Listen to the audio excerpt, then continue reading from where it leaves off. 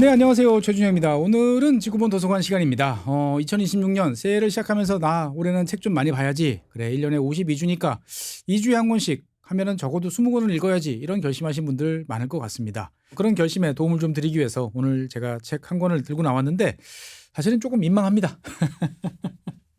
왜 그러냐?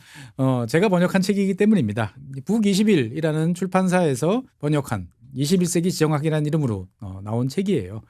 사실 이제 북21이라는 이 출판사에서는 그레이트 하모니라는 시리즈로 해가지고 지금 최근에 몇 권의 책들을 연달아 계속 내고 있고 앞으로 나올 예정이에요. 그래서 저 같은 경우도 아마 한 3번째 정도 시리즈가 될 것 같은데 상당히 좀 뎁스가 있는 깊이가 있고 여러 가지로 폭넓은 시야를 넓혀주는 그러한 책을 내게 되는데 저도 이제 번역자로서 참석을 하게 됐습니다. 사실 이제 여러 가지로 바쁜 와중에도 책을 왜 계속 번역하세요? 사실 집사람한테 제일 많이 듣는 이야기입니다. 바빠 죽겠다는데 왜 책 번역한다고 새벽까지 안 자고 있느냐라는 이야기를 종종 듣습니다. 사실은 피곤할 때도 많죠. 그런데 저는 저 나름대로는 이게 제가 사회에 기여하는 방법이라고 생각하기 때문에 그렇습니다.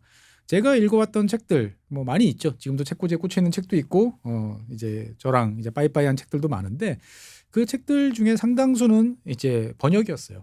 그러니까 누군가의 도움을 받아서 제가 더 넓은 세상을 알게 됐던 거죠. 그러니까 저도 도움을 받은 만큼 이것을 돌려드리고 싶은 무엇인가가 있으면 좋겠다라고 생각했는데 그것이 이제 우연한 계기로 해서 번역이라는 것이 됐고요. 그래서 지금 몇 권의 책들을 계속 번역으로 이제 내고 있습니다. 그래서 사실 이제 이 책 같은 경우에는 여러 가지로 저한테는 처음에 제안을 받고 좀 웃었어요. 왜 웃었냐? 일단은 이제 저자 사진을 한번 보시면 저자가 딱 보시면 느낌이 어떠세요? 이분은 이제 아미타브 아차리아라는 이름의 이제 미국 아메리카 대학의 이제 교수신데 어떠세요? 딱 인도계죠, 이름 자체가. 제가 지난번에 번역했던 2개의 인도 같은 경우에도 이제 인도분 저자가 쓴 거예요. 이번에도 마찬가지예요. 저랑 인도계 저자랑 무슨 인연이 있나라는 생각이 좀 듭니다. 사실 이제 번역자로서 인도계 저자들의 특징은 좀 있어요. 그러니까 영어 표현이 상당히 독특한 경우들도 많고 그 뭔가 뉘앙스가 있는데 말로 옮기기는 어려운 그런 것 때문에 사실은 좀 어려운 그런 느낌이 있습니다. 하지만 그럼에도 불구하고 이 인도계 저자 갖는 가장 큰 장점은 뭐냐면은 예전에 이제 지구본 연구소에서 우리가 이광수 교수님 모시고 인도와 관련된 이야기 많이 했잖아요. 그러니까 인도 사람들은 세상을 바라보는 게 정말 우리와 다르다라는 것을 많이 느껴요. 그리고 인도라는 나라의 역사, 인도라는 나라가 가지고 있는 지리적 입지, 역학관계 이런 것들을 종합적으로 고려해 보면 정말 우리와 세상을 바라보는 시야, 방향, 범위 다 다르구나라는 것을 느낄 수가 있어요. 그러니까 어떻게 보면은 야 인도는 왜 맨날 저렇게 생각해라고 우리가 손가락을 가리킬 때도 있습니다만 인도 사람들이 보는 세상이 어떻게 보면은 우리가 바라보는 세상보다 훨씬 더 넓고 더 오래되고 다른 관점에서 보고 있을 수도 있겠다라는 생각이 좀 듭니다. 그러니까 이제 이 책은 이제 원래 제목은 이렇습니다. Once and Future World Order, 과거에 그리고 미래의 세계 질서. 그러니까 세계 질서라는 것이 인류 역사를 통해서 어떻게 변해왔는지를 근 3,000년간의 역사를 흐름을 통해서 이야기를 해줍니다. 사실 질서라는 것은 여러 가지 개념들이 많이 포함이 돼 있어요. 우리가 생각했던 강력한 군대, 규율, 제도 이런 것도 있습니다만 종교, 문화 그리고 사회 공동체 등등의 여러 가지들이 어우러져서 만들어지는 것이 이제 질서, 오더인 거죠. 이것이 이제 큰 범위로 가면 세계 질서, 월드 오더로 이제 가는데 이 책은 어쨌든 우리가 지금 바라보고 있는 세상, 2025년 우리가 뭐라고 이야기했죠? 붕괴의 시대를 맞이하고 있다라고 이야기를 했는데 그러한 붕괴의 시대라는 것들이 과연 비관적인가? 미래에는 과연 어떻게 될 것인가를 역사를 통해서 한번 살펴보자라는 관점으로 이야기를 하고 있습니다. 그래서 이제 이 책을 읽으면서 제가 가장 느낀 어떻게 보면 인도계 저자의 가장 큰 장점이라는 것은 정말 다양성인 것 같아요. 그리고 제가 여러 번 말씀드린 것처럼 우리는 영국 사람도 미국 사람도 아닌데 영미의 눈으로 세상을 바라보고 있구나. 그러니까 더 많은 세상을 바라보기 위해서는 더 다른 관점에 있는 사람들을 우리가 통해서 세상을 한번 볼 필요가 있는데 이번 책 21세기 지정학은 이러한 관점에서는 꼭 한번 여러분들 읽어보셨으면 좋겠다라고 먼저 강추드리고 싶습니다.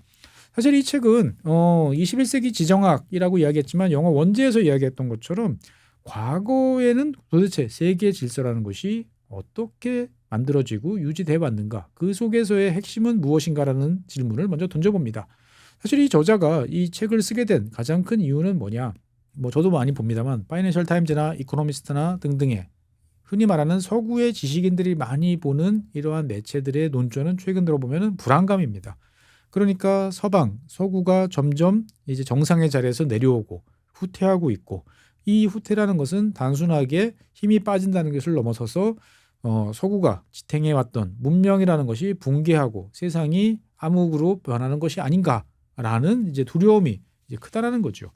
그러니까 이 저자는 이러한 지식인들이 갖고 있는 질문에 대해서 전면적으로 도발을 먼저 시작을 합니다. 그러니까 그래, 미국, 유럽으로 대표되는 서구 시대의 종말이 정말 나쁘고 두려운 것인 거야? 정말? 실제로 그래? 우리 한번 알아보는 게 어떨 것 같아? 라고 하는 도발적 질문으로 시작을 합니다. 그러면서 이제 이 저자는 아주 대놓고 서문에서부터 그렇게 이야기를 해요. 지금 서구가 이야기하고 있는 인권, 자유 이런 가치를 내세운 서구 우월주의가 어떻게 보면 우리가 살아가고 있는 21세기의 불안정, 무질서를 초래하고 더 많은 혼란 그리고 사람들의 피해를 입혀왔던 거 아니야? 라고 이야기를 하는 거죠. 그러니까 지금의 어떤 서구 주도 질서가 세상을 평화롭게 만들어 와 있고 번영을 담보할 수 있는 그러한 요소였다라고 하는 것은 과거를 모르는 서구의 오만과 무지에서 기반한 것이다 라고 아주 처음서부터 강한 노조로 비판을 하고 있습니다. 즉 우리가 서구의 이념, 그럼 뭐죠? 자유, 인권, 평화, 뭐 기타 등등, 국민 주권 이런 여러 가지가 있죠. 이러한 우리가 서방에서 나왔다고 하고 있는 여러 가지 이론적, 사상적 발명품이라는 것이 진짜 니들 오리지널이야? 라고 이야기를 하는 거죠. 따지고 보면 결국은 다 이미 다른 사회에 있었고 이미 인류 역사를 통해서 몇 번씩 등장했던 것을 니들이 조금 묶어서 포장지만 갈아 끼운 거 아니야? 라고 이야기를 하는 거죠. 그러면서 이 저자는 자, 세계 질서라는 것이 우리가 뭔지부터 한번 알아보자. 그러면 이 세계 질서라는 것이 우리가 지난 몇십 년 동안 겪어왔던 세계 질서가 인류 역사를 통해서 보편적인 질서였는지 아니면 되게 독특한 상황이었는지를 보고 우리가 불안감을 가질 것인지 아니면 미래에 대해서 긍정적 마인드를 가질 것인지 한번 좀 따져보자라는 이야기로 이야기를 시작을 합니다. 그래서 이 저자는 역사라는 것을 통해서 보면 인류의 역사는 매우 큰 다양성을 가지고 있다라고 이야기를 합니다. 그러니까 우리는 민주주의, 그러면 어떻게 이야기를 하죠? 보통 고대 그리스에서 시작이 됐다가 로마에 넘어와서 꽃을 피우다가 이것이 이제 제정으로 넘어가면서부터 소멸이 됐고, 그리고 중세에서 도시국가에서 일부 등장을 하고 있고, 그 다음에 서방에서 서구 유럽이라든지 이런 지역을 중심으로 해서 국민의 주권, 민주주의 이런 것들 이야기들이 나왔다라고 이야기를 합니다. 인권 역시도 그렇게 이야기를 하죠. 그래서 프랑스 혁명, 그 다음에 미국 독립선언서, 여기에서 천부 인권이라는 것이 등장하면서 하늘이 사람이 태어날 때부터 인권이라는 걸 가지게 됐다라는 것을 인식하고 그것을 제도화하게 노력했다라고 이야기를 합니다. 우리가 배운 역사는 그래요. 근데 이 저자는 그거 아님이라고 이야기를 합니다. 무슨 말이냐? 인류 역사를 3000년을 놓고 보면 전 세계에서 민주주의라는 것은 다양한 형태로 여러 번 나왔고, 인권, 그것도 지금 유럽이나 미국에서 이야기하는 것보다 더 진실하게 더 다양한 면으로 이것을 고려한 정치 체제가 여러 번 등장했었어라는 거죠. 그러니까 우리가 알고 있는 민주주의, 그 다음에 인권, 중요하고 좋은 가치인데 이것은 서구의 전유물이 아니었다라고 이야기를 하는 거죠. 그래서 이 책을 보면 제일 큰 생각은 뭐냐? 어떻게 보면 지정학이라는 패권에 관한 이야기를 다룰 것 같은데 실제로는 상당히 우리가 잘 모르는 지역의 다양한 역사 이야기들이 되게 많이 나와서 의외로 책이 잘 넘어갑니다. 상당히 두꺼운 책이지만 페이지가 잘 넘어가는 책이다라고 이제 볼 수가 있겠고요. 그래서 두 가지 장점이 있어요. 우리가 잘 모르는 지역의 역사에 대해서 쉽게 접근할 수 있는, 그냥 평면적 나열이 아니고 서구의 가치가 이 지역에 과연 옛날부터 있었어 없었어 라는 관점으로 접근하다 보니까 되게 딱 자르고 들어가서 보여줄 수 있는 그러한 장점이 있고요. 우리가 잘 알고 있는 역사, 이를테면은 그리스, 로마, 그 다음에 유럽, 미국과 관련돼서는 또 다른 비틀어서 보는 그러한 관점을 그리고 해석을 보여준다라고 이제 볼 수가 있는 거죠. 그래서 이 책은 어떻게 보면 한마디로 정리를 해보면 서구가 지배하기 이전에 존재했던 다양한 가치와 세계 질서에 관해서 이야기를 해주고 있다라고 보여집니다. 그래서 저는 이 책을 번역하면서 야, 이 저자 정말 대단하다라는 생각이 들었어요. 그러니까 너 이것도 알아?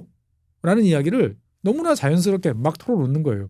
도대체 이 사람은 이걸 어떻게 알지 싶은 정도의 내용을 가지고 자기의 논거를 전개를 하고 있는 그러한 책입니다. 그래서 이 책은 단순한 과거만 이야기하는 것이 아니고 우리가 지금 제일 불안해하고 알고 싶어하는 미래는 그럼 어떻게 되는 거야 라는 이야기도 맨 끝에 같이 이야기를 제시를 해주고 있어요.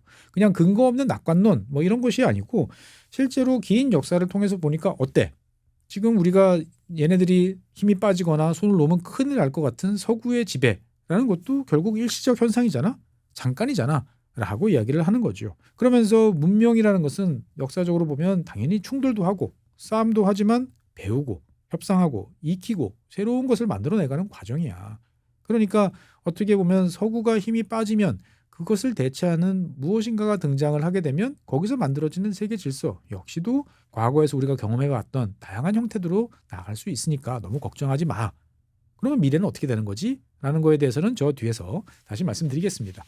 어쨌든 이 책은 총 14장으로 이제 구성이 돼 있어요. 그래서 제1장서부터 13장까지가 역사적으로 저 고대서부터 현대까지를 아우르는 이야기입니다. 그래서 정말 대하소설, 장구한 인류의 역사들을 어쩜 이렇게 술술술 할 수 있게 넘어가는지 정말 신기할 정도다라고 이제 볼 수가 있겠습니다. 그래서 처음에 저는 이 책을 번역하면서 지정학과 관련돼 있는 그리고 세계 질서와 관련돼 있는 되게 이론서라는 생각으로 접근을 하다가 초반에 되게 좀 혼이 났어요. 왜? 역사서기 때문에 정말 지명, 인물 이런 거 정말 아주 많이 고생을 했습니다만 보면 볼수록 우리가 잘 모르던 세상에 대한 낯선 세계에 대한 안내자로서는 되게 충실한 가이드다라는 생각이 많이 들었습니다. 그래서 이 책은 어디서부터 시작이 되느냐라고 보면 우리가 보통 인류 문명의 발상지라고 하는 메소포타미아, 이집트 이 지역에서부터 시작을 합니다. 지금 사실 뭐 우리가 메소포타미아, 이집트 보면은 사막 지역, 건조한 지역에 맨날 아웅다웅 싸우는 그리고 이슬람이라는 어떻게 보면은 종교적 가치에 가로잡혀서 발전 못하는 그런 지역이다라고 우리가 보통 생각을 합니다. 그런데 이 저자는 그렇지 않다라는 이야기를 하는 거죠. 그러니까 수천 년 전, 기원전 한참 전서부터 이 지역에서는 다양한 문명들이 발생을 했고 이 문명들이 그냥 조용히 사라지고 새로 등장하는 것이 아니고 다양한 질서를 만들면서 서로가 합종 연행도 하고 싸우기도 하고 협력도 하면서 만들어졌다는 거죠. 이 저자는 특히나 이 중동 이야기를 하면서 협력 그리고 외교라는 것이 우리가 생각하는 것처럼 저 17세기 이 당시부터 유럽에서 등장한 것이 처음이 아니다라는 점을 강조를 하고 있는 거죠. 우리는 보통 이제 고대 문명 올라가면 뭐 수메르 그리고 이집트 이렇게 이야기를 합니다.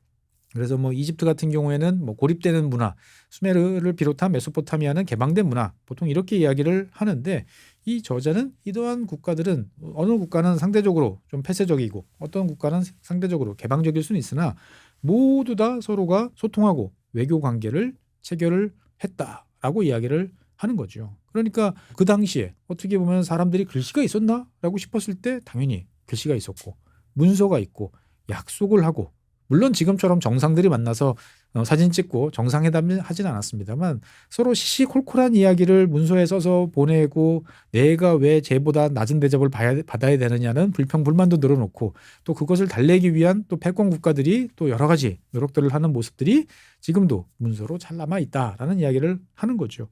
그래서 그 문서들에 관한 이야기들을 쭉 보다 보면 여러 가지 생각이 참 많이 들어요. 3,000년 전. 3천 몇백 년 전인데 사람이라는 본질은 비슷하구나라는 생각이 많이 드는 거죠. 서로가 상대방을 잘 이해를 하면 굳이 우리가 싸워야 돼? 라는 생각이 먼저 들고 야, 너 기분 나쁜 게 뭐야? 라고 물어보고 우리가 안 싸우고 해결할 방법이 없을까? 를 논의하는 것이 인류의 역사였구나라는 것을 볼 수가 있는 거죠. 이 저자는 중동이라는 기원전 3,000년 전 더 거슬러 올라가는 그 까마득한 그 시대부터 인류의 질서와 관련되어 있는 여러 가지 몇 가지 키워드들을 만들어 놨다라고 이야기를 합니다. 그것이 뭐냐? 첫 번째는 우리가 가장 오래된 정치체제, 왕조라고 하는 신성한 왕권이라는 것이 여기에서 등장을 했고 그리고 그 왕권들이 서로가 겹치는 상황에서 갈등을 해소하기 위한 외교 그리고 그 외교들을 통해서 만들어진 세계 질서 그리고 우리가 항상 신화라든지 역사를 통해서 나오는 이야기가 뭐죠? 혼돈, 질서 이런 것들이 대비되는 거죠. 우리가 인류를 말하는 역사의 서사들이 다 이때부터 만들어진 거다. 결국 이것을 거슬러 올라가면 인류는 태초에서부터 질서와 협력 그리고 여러 가지 갈등 조정의 능력들을 가지고 있었어라고 이제 강조를 하는 거죠. 그리고 이제 이 까마득한 옛날 이야기를 하다가 이 장소부터 넘어오면은 비교적 좀 가까운 지역, 우리가 알고 있는 고대 그리스 그리고 페르시아로 넘어갑니다. 사실 고대 그리스는 우리가 민주주의 그리고 많은 서구의 여러 가지 정신적, 지식적인 원천, 보고라고 보통 우리가 이야기를 합니다. 그리고 착하고 어떻게 보면은 자유롭고 개성이 강한 그리스를 저 동쪽에 있는 페르시아가 여러 번 넘나들다가 몇 번의 전투에서 패배하면서 민주주의를 지키고 서구의 가치, 인간의 개성 이런 것들을 존중하는 시대를 열었어라고 이야기를 합니다. 그래서 뭐 마라톤 벌판의 전투도 이야기 나오고 그 다음에 이제 더삼백도 등장하는 거고 기타 등등 여러 가지 이야기가 있습니다만 이 저자는 그거 아님이라고 이야기를 합니다. 즉 고대 그리스와 페르시아를 한번 큰 틀에서 놓고 보자. 우리는 그리스라는 것이 맞고 옳고 여기가 있는 그리고 페르시아는 그냥 정체를 잘 알 수 없지만 거대한 악의 세력 이렇게 보는데 진짜 그런 거 맞아? 라고 이야기를 하는 거죠. 그러니까 이 저자는 고대 그리스와 관련되어 있는 지금 화면에서 보시는 여기 보면은 이제 페르시아의 영역이 어마어마하게 크죠. 제국이죠. 그에 비해서 그리스는 반도에 지금 갖춰져 있는 요만한 존재입니다. 그러니까 실제로 고대 그리스라는 이 문명, 우리가 알고 있는 이 문명이라는 것은 기본적으로 강력한 아시아적 영향권에 있을 수밖에 없는 존재였다라는 거죠. 그 당시 사람들은 당연히 선진 문명, 더 풍부한 물산 어디 있어? 당연히 동쪽이다라고 이야기를 했던 거죠. 그러니까 아시아와 관계를 떼내고 생각할 수 없는 게 이 그리스 문명이었는데 르네상스 이후에 그리스를 싹 빼버리고 마치 독자적인 문명이었던 것처럼 그리스를 이야기했던 것이 많은 오해를 가져왔다라고 이야기를 하는 거죠. 그러면서 이제 이 저자는 그리스 문명에 대해서 상당히 이제 비판적으로 보고 있습니다. 그러니까 우리가 보통 그리스 폴리스, 자유, 선거 이야기를 합니다. 그런데 그 자유라는 것이 진짜 자유 맞죠? 라고 이야기를 하죠. 물론 우리도 압니다. 그 자유라는 것은 남성 그리고 일정한 재산을 보유한 아주 소수에게만 배당이 됐던 그런 것이라는 거죠. 그러면 거기에서의 자유나 다른 페르시아에서 그냥 내가 세금 내고 있으면 별로 상관없이 내가 자유롭고 안전하게 살아갈 수 있는 사람들이 누리는 자유나 뭐가 달라? 라고 이야기를 하는 거죠. 즉 부가 지배하는 사회와 부가 지배하지 않는 사회를 대조시켜 놓고 봤을 때 누가 진정한 자유라고 이야기할 수 있는 건가라는 도발적인 문제 제기를 합니다. 그러면서 이제 이 그리스는 우리가 잘 아는 것처럼 역사에서 아는 것처럼 각 이 그리스라는 지금 반도에서 주변 지역으로 퍼져나가면서 폴리스, 식민지, 콜로니를 건설을 하게 되는 거죠.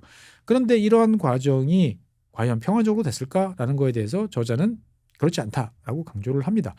우리가 보통 헬레니즘 문명이 전파됐어라고 이야기를 합니다. 맞죠? 그런데 이 그리스 고대 그리스가 전파하는 헬레니즘이라는 것은 상당히 무력을 수반한 그러한 것이었고 더 큰 문제는 뭐냐? 그렇게 해서 어느 지역에 콜로니를 만들면 식민지를 만들면 그 주변 지역과 교류하거나 서로 문화를 받아들이고 소통하거나 하는 것이 전혀 없이 우리 거에 급급한 좋게 말하면은 자기들에 대한 자부심이 높았다고 볼 수 있고 나쁘게 말하면은 상당히 옹졸하고 속 좁은 그러한 문명이었다라고 이야기를 하는 거죠.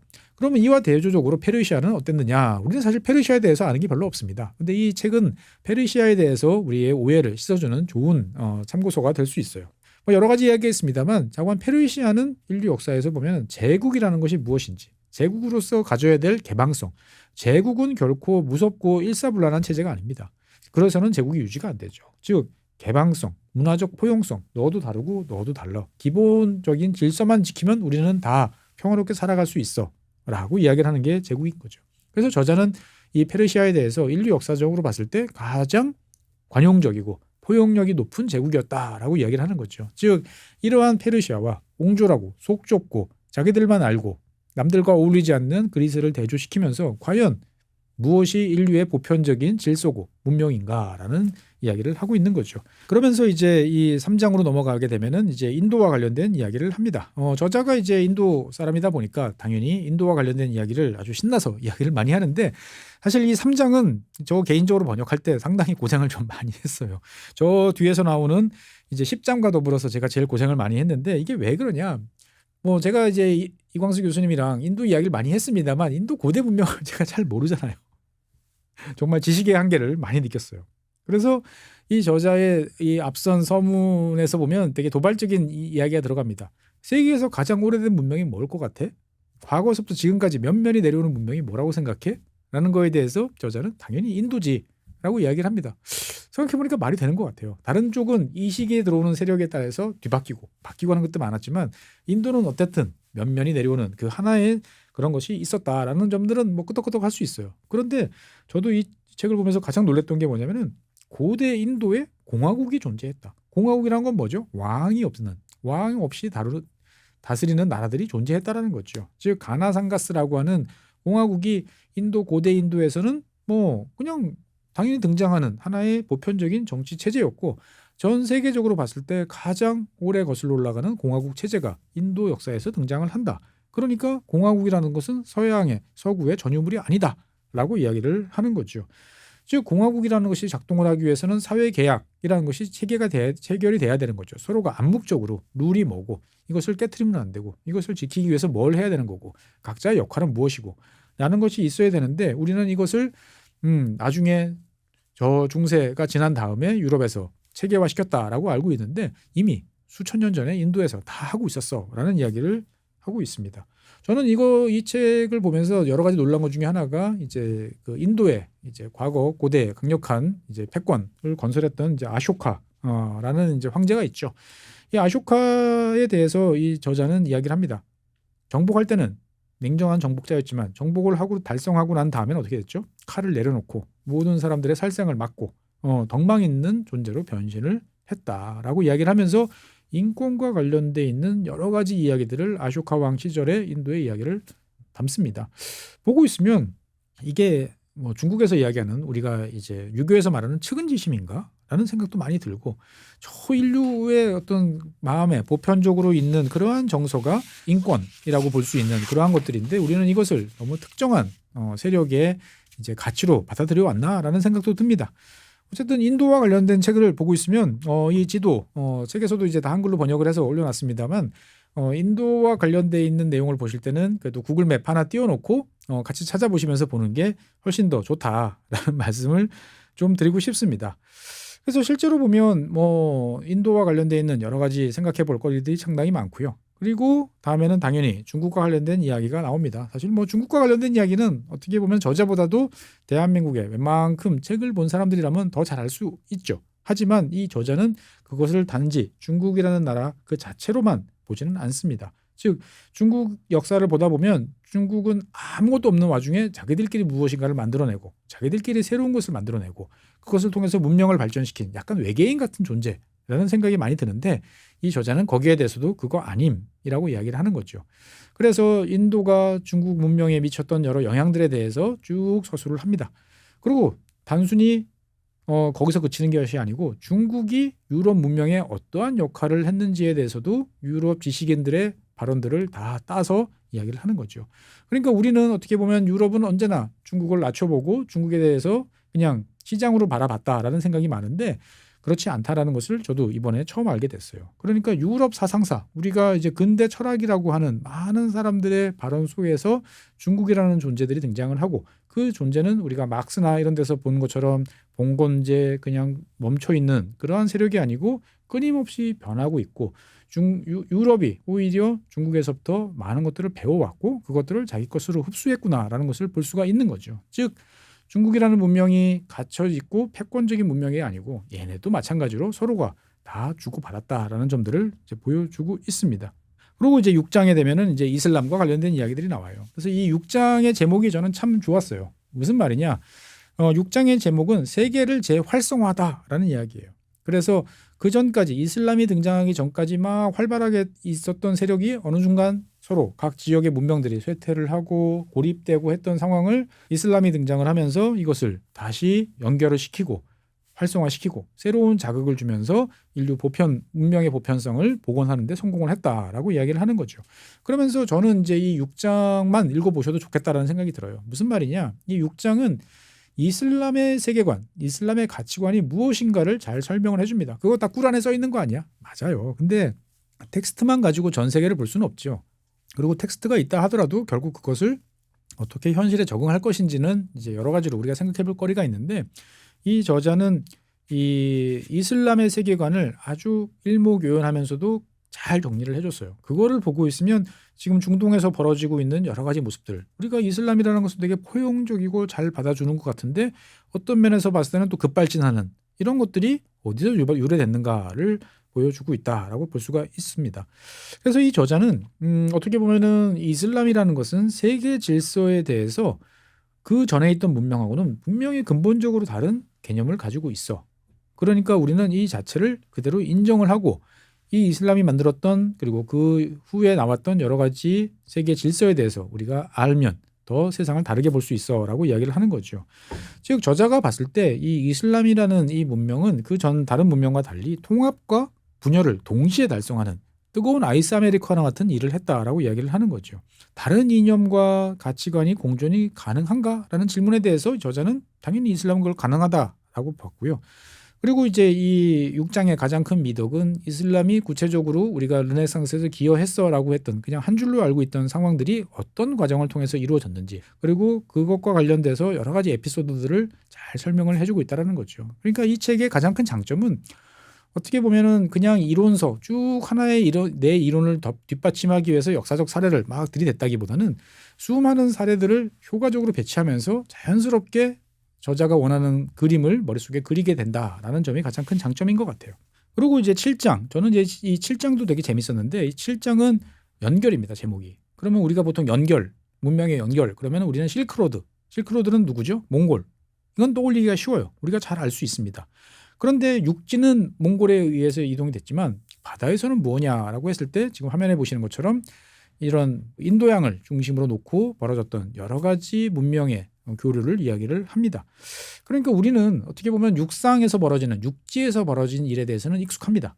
근데 바다에서 벌어진 일은 잘 몰라요. 사실은 바다에서 벌어졌던 것은 흔적이 남지 않습니다. 그렇죠. 어떤 일이 벌어졌는지 잘 우리 기억에 없어요. 그런데 이 저자는 몽골이라는 세력 그리고 당연히 중앙 집권적이죠. 그에 비해서 분산형 그리고 각자 개별적인 개성이 강한 세력들이 서로 공존하는 인도양이라는 공간에서 벌어졌던 이제 여러 가지 일들을 이야기를 합니다. 그러니까 개방적 무역 그리고 그 속에서도 서로가 패권을 억지로 차지하기 위해서 경쟁이 아니고 각자의 주권을 인정하고 서로의 세력 관계를 인정하면서 평화롭게 지내던 해상 주권이라는 개념들을 등장을 하는 거죠. 그러니까 우리가 요즘에 이야기하는 힘의 분산을 통한 이것이 과연 위험하고 전쟁으로 가는 길인지 아니면 오히려 분산을 통해서 평화와 공존이 가능한지에 대해서 저자는 인도양의 사례를 들어서 얼마든지 가능했다라고 이야기를 하는 거죠. 그래서 이렇게 잘 작동되던 이걸 누가 훼손했어?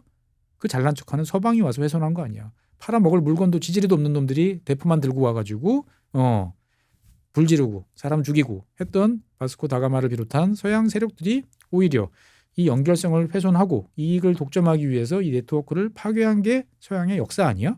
라고 지적을 하고 있는 거죠. 뭐 여기까지는 이제 알 수 있는데 제가 가장 놀란 것은 이 해양법이라는 게 있습니다. 즉 바다에 적용되는 법들 같은 경우는 육상에서 적용되는 건 상당히 다를 수밖에 없죠. 그래서 이 서양에서 이 해양법과 관련돼서 저 태산북도처럼 내려오는 몇몇 사람들이 있습니다. 그런데 그 사람들이 사실은 그 사람들 이야기는 뭐냐? 인도양에서 동인도 회사의 직원으로서 와서 자기들이 보고 경험했던 인도양을 중심으로 벌어졌던 관행적인 법들을 마치 자기 것처럼 정리해서 발표를 했을 뿐이다 라는 이야기를 하는 거죠. 되게 허망했어요. 솔직한 얘기로. 그러니까 어떻게 보면 이런 이야기를 누가 알겠어요. 해양법 전공사, 해양법을 연구하는 사람들도 이런 이야기를 알기는 쉽지 않겠다라는 생각도 이제 많이 드는 거죠. 그리고 이제 제 8장쯤 되면 이제 드디어 우리가 알고 있는 이제 서구가 등장을 합니다. 서구. 그러면 우리가 웨스턴이라고 이제 보통 이제 부르는 그러한 세력이 이제 등장을 하게 되는 거죠. 그래서 과연 이 서구가 이제 무엇이냐라는 이야기를 이제 저자는 이제 묻습니다. 근데 이 저자는 어떻게 보면은 이 8장을 통해서 서구의 우위를 당연시하는 그러니까 서구는 우월적인 존재고 나머지는 거기에 대해서 하위에 있는 존재야라는 것을 정면으로 이제 반박을 합니다. 그렇지 않았어. 얘네들 옛날에 쥐뿔도 몰랐고 지금 잘난 척하는 것뿐이야라는 이야기를 역사적으로 이제 증명을 하는 거죠. 그러면서 저자는 이제 시야를 돌려서 저 머나먼 이제 남미 그리고 아프리카에 이제 눈을 돌립니다. 9장, 10장으로 넘어가요. 그래서 이 9장, 10장은 그 자체로도 재밌습니다만 핵심적으로 요약을 해보면 우리는 뭐 잉카 문명, 그다음에 마야 문명 이렇게 이야기를 합니다. 서구에 의해서 그냥 사라진 옛 문명, 그리고 아프리카에 무슨 문명이 있었어?라고 이야기를 하는데 이 저자는 그렇지 않다라는 것을 강조를 합니다. 그래서 지금 화면에 보시는 것처럼 과거 지금의 이제 수단 지역, 이쪽 지역에 있던 사람이 이제 어마어마하게 많은 금을 가지고 이제 이집트로 오면서 벌어졌던 여러 가지 에피소드를 다루면서 아프리카의 수많은 다양한 정치, 사회 체계가 존재를 했고 이들은 서로 무역을 통해서 공존을 해왔고 그리고 제국도 있고 다양한 시스템들이 존재를 하고 있었다라는 이야기를 합니다. 남미에도 마찬가지예요. 그러니까 우리가 유럽의 역사에서 봤던 어떻게 보면 발전한 정치 체제, 시스템이라는 것은 머나먼 남미, 아프리카에도 다 있었어.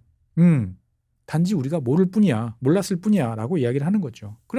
그러는데 이걸 누가 망가뜨렸지? 결국은 유럽, 결국 서방이 망가뜨린 거 아니냐라는 이야기를 하는 거죠. 즉 노예무역, 물론 노예무역이라는 것은 일방적인 것은 아니었습니다. 아프리카와 중동 그리고 유럽이 서로 짝짝꿍이 맞고 나중에는 미국까지, 미주라는 아메리카 대륙까지 가세하는 전 세계적인 무역 체계였죠. 그리고 이제 결국 식민지 체계가 되면서 아프리카의 모든 것이 이제 파괴가 됐지만 어떻든 그 속에서 따지고 보면 다양한 문명들이 존재를 하고 있었다라고 이 저자는 이야기를 하고 있는 거죠. 그러면 이제 우리가 알고 있는 세상은 도대체 언제부터 이제 만들어진 거냐라는 이야기들을 이제 우리는 되물어 볼 수밖에 없습니다. 실제로 우리가 알고 있는 유럽의 역사 그리고 세계의 역사는 우리는 보통 그렇게 이야기를 해요. 각 국가가 개별적인 주권을 가지고 그다음에 종교와 분리되는 하나의 주권이 만들어지는 체계가 근대 세계의 시작이다라고 이야기를 합니다.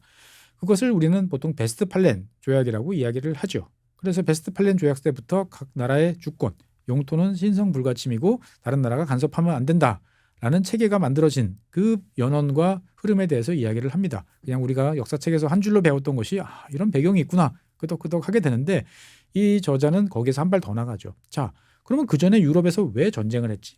다른 나라를 침략하고 다른 나라를 침공해서 뺏는 게 정당화될 수 있었기 때문이에요. 그런데 베스트팔렌 조약이라는 게 만들어지면서부터 이제는 그것이 용납이 되지가 않습니다. 그럼 어떻게 되죠? 그 전까지는 유럽 대륙이라는 곳에서 치고받던 인간들이 그거 가만히 칼을 놔두고 평화롭게 지낼까요? 그렇지 않죠.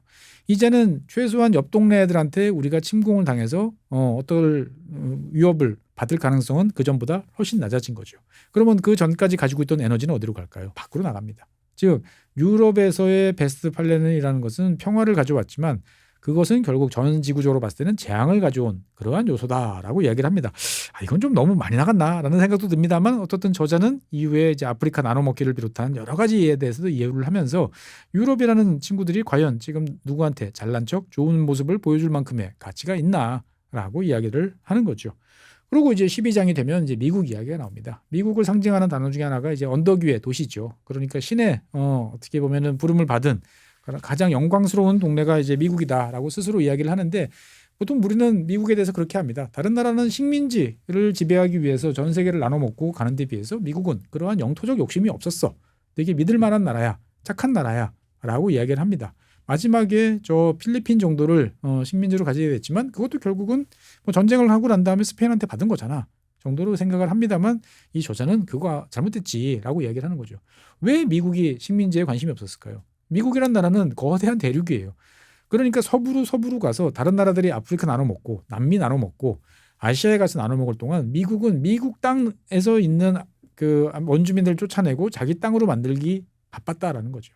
그러니까 내부 식민지화를 하는 사이에 전 세계 식민지화가 끝났고 미국 입장에서 봤을 때는 주위를 둘러봤을 때 뭐 그닥 매력적이지 않았다라고 하는 거죠. 즉 다른 유럽 국가들만큼 많은 식민지를 하나로 국가적으로 통합하는데 성공을 했고 그 이후에 남미라는 지역에 이제 영향권을 확대하는 정도로 이제 갔다라고 이야기를 하는 거죠. 그래서 어떻게 보면은 이 제 12장을 보다 보면 내부 식민지 그리고 아메리카 대륙 멀로주의 그리고 멀로주의 이후에 이제 20세기 초반에 루즈벨트 대통령의 이제 시어도 루즈벨트죠. 개론 이런 것들을 통해서 멀로주의가 다시 바뀌고 개입주의로 바뀌고 하는 것들을 보다 보면 지금 현재 2025년 트럼프가 이야기하는 거와 그렇게 크게 다르지 않다라는 것을 볼 수가 있어요. 그러니까 미국 사람들이 원하는 질서, 미국 사람들이 말하는 뉴 오더라는 게 무언지를 역사적으로 봤을 때 오히려 이 책의 12장을 보면 잘 이해를 할 수 있다라고 봅니다. 그리고 이제 13장은 2차 세계대전 이후에 이 저자는 더 레스트가 그러니까 나머지라고 제가 번역을 했는데 나머지의 귀환이라고 이야기를 합니다. 그 전까지 억압되고 눌려있던 존재들이 이제 제3세계라는 이름으로 등장하고 이 등장을 막기 위해서 노력했던 미국과 유럽들의 국가들의 공작들에 대한 이야기들이 나오고 있어요. 그러니까 어떻게 보면 13장을 읽다 보면 우리는 그냥 뭐 식민지배에서 벗어나서 아무것도 모르고 날뛰다가 결국 나라 말아먹고 국가 이상하게 만들었고 했던 많은 존재들이 사실은 나름대로의 거대한 실험이었고 그것을 통해서 세계의 변화에 여러 가지 영향을 미쳤구나라는 것을 알 수가 있습니다. 그러니까 어떻게 보면 그러한 시도들은 유럽의 눈, 우리가 알고 있는 편협한 질서의 눈으로 보면 위험한 시도였고 잘못된 시도였는지도 모르겠습니다만 전통적인 질서를 복구하고 자기의 세계관을 달성하기 위한 노력의 일환이었다라고 보면 상당히 다른 것이다라고 볼 수가 있는 거죠. 결국 이 저자는 제14장에 가서 그런 이야기를 합니다. 그러니까 세계 질서 구축이라는 것은 반드시 어떤 특정한 세력, 특정한 문명이 독점하는 것은 아니다라는 것을 역사가 보여주지 않냐라고 이야기를 하는 거죠. 그러니까 어느 특정한 세력, 지금 같으면 서구죠. 서구라는 이 결정적인 역할이 세계 문명을, 세계 질서를 만든 것이 아니고 문명 간의 상호 교류와 학습을 통해서 만들어지는 것이 오더, 월드 오더, 세계 질서라는 것이었다라고 이야기를 합니다. 그러면 이제 미래 질서는 어떻게 되느냐에 대해서 이 저자는 한마디로 이제 멀티플렉스 체제다라고 이야기를 합니다. 각 지역별로 각각의 질서들이 있고 그 지역에 대해서 관심을 가지면 서로가 교류를 갖게 되는 거고 서로가 존중할 수 있는 이렇게만 되면 좋은데 사실 여기서 좀 더 문제가 좀 있을 것 같죠. 어쨌든 저자는 그렇게 이야기를 해요. 지배적 강대국이 등장할 가능성은 높지 않을 것 같다라고 이야기를 하는 거죠. 그러면서 서로가 인정하고 서로가 그냥 거기서 교류하는 어떻게 보면 지금 나쁘게 말하면 각자의 영향권을 인정하고 그 영향권 속에서 움직이는 그러한 체계를 이 사람은 저자는 당연하게 생각하는 것 같기도 합니다. 이 지점에서 어떻게 보면은 이 저자와 저의 생각은 좀 갈렸어요. 저는 영향권을 인정하고 그 속에서의 나름대로 질서라는 것은 그 속에서의 또 다른 패권 관계를 은폐하는 잘못된 방법일 수도 있다라는 생각을 항상 하고 있기 때문에 여기서는 좀 생각이 엇갈립니다만 어쨌든 간에 이 저자는 강조를 하는 거죠. 미국이 소멸하고 중국이 등장한다고 해서 중국이 미국의 자리를 그대로 뺏어가는 그래서 중국이 세계를 지배하는 체계는 등장하지 않을 거다라고 이야기를 하는 거죠. 물론 뭐 저자가 이렇게 이야기했다고 그래가지고 안 그럴 100%라는 건 없습니다. 하지만 중요한 점은 뭐냐. 우리가 알고 있던 지난 80년의 미국 주도의 패권 세력이 지배하던 이런 것은 인류 역사의 흐름을 놓고 보면 매우 독특하고 특이한 점이다라는 것을 저자는 강조하고 싶은 거죠. 결국 이 긴 책을 번역을 하고 다 읽고 나면 저는 그런 생각이 들었습니다. 되게 다양한 관점이 있고 무엇보다도 몰랐던 지식을 다시 알 수 있는 습득하는 즐거움이 큰 책이다라고 정리를 해볼 수 있겠습니다. 그리고 앞서 말씀드린 것처럼 절대 일방적으로 자기 주장을 반복하거나 주입식으로 이야기하지는 않습니다. 많은 사례를 통해서 모양을 만들어 놓고 그 빈틈을 다 연결하면 저자가 보여주고 싶은 모습이 등장하는 그러한 모습인 거죠. 어떻게 보면 나는 뭐 그러한 거창한 것은 관심 없어 라고 이야기하는 분도 이 책을 그냥 역사책으로 우리가 모르는 세계의 다양한 역사, 과거의 이야기를 알 수 있다, 알고 싶다라고 봐도 재밌어요. 하지만 저는 이 책을 그렇게만 소모하기는 좀 아깝다라는 생각이 좀 듭니다. 그러니까 어떻게 보면은 우리는 세상이 바뀌고 있어 라고 하지만 우리는 미국 사람도 아니고 영국 사람도 아니에요. 우리는 세계적인 패권 국가도 아니었어요. 그런데 왜 우리가 같이 걱정하고 우리가 같이 왜 흥분을 하고 좌절을 해야 되는가에 대해서 우리의 관점이 필요하다라고 제가 항상 생각했는데 그런 관점에서 봤을 때는 많은 힘을 주는 책이다라고 생각을 합니다. 하지만 저자의 관점이 좀 나이브해 보이는 건 사실이에요. 그런데 이거는 대한민국 사람으로서의 견해인 거고 전 세계적으로 봤을 때 보면은 압도적으로 많은 사람들은 또 저자와 비슷한 생각을 하고 있는 것이 아닐까라는 생각도 좀 듭니다. 어쨌든 이 책은 이제 북 21에서 이제 그레이트 하모니라는 시리즈로 내오는 책 중에서 세 번째로 나오는 책입니다. 그래서 여러분들 입장에서 봤을 때는 신년을 어떻게 보면은 국제 질서, 변화하는 세계 질서와 관련돼서 내가 뭔가 좀 나침반 같은 그러한 존재가 필요해라고 그러면은 이 책을 저는 강력히 권해드리고 싶습니다. 나름대로 항상 말씀드리지만 번역을 하거나 책을 쓰거나 하고 나면 참 아득합니다. 저 일을 어떻게 했지라는 생각이 드는 그러한 책인데 또 하나의 자식 같은 존재를 세상에 내놓는 기분이니까 이쁜 마음으로 잘 봐주셨으면 좋겠습니다. 그리고 이 북 21에서 나오는 그레이트 하모니 시리즈도 보시면 재밌는 책이 계속 나오니까 관심 가져주시면 좋을 것 같다라는 말씀드리면서 책 소개를 마치겠습니다. 감사합니다.